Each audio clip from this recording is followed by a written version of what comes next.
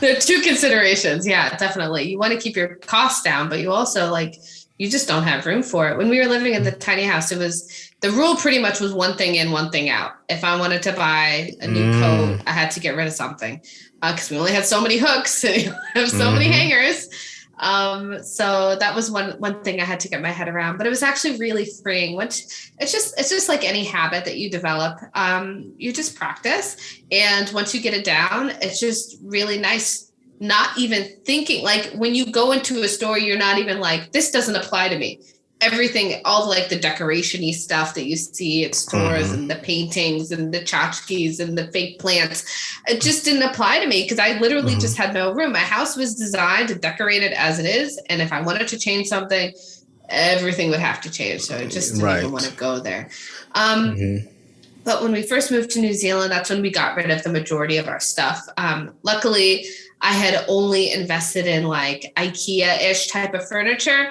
And so I didn't really have, it wasn't like a hard ship to get rid of that stuff because I didn't have any attachment to it at all. And then, just moving to New Zealand, you have 2 suitcases. That's all you can take on the plane. So we had to do a big reduction to move to New Zealand. And then when we moved into our flat, luckily it was furnished, so we didn't have to buy any furniture. We pretty much just kept what we had. I mean, we bought like kitchen accessories and things like that.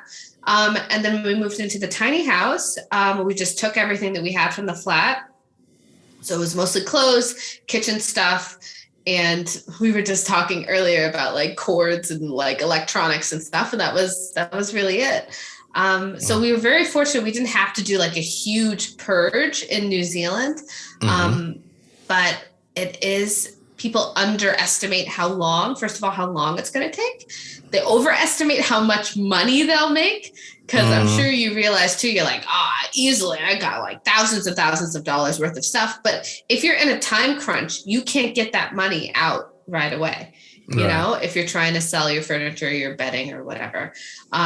So I think if time is of the essence, you just have to realize it's a lot of stuff you'll be giving away, and that's the most efficient way to do it. Yeah.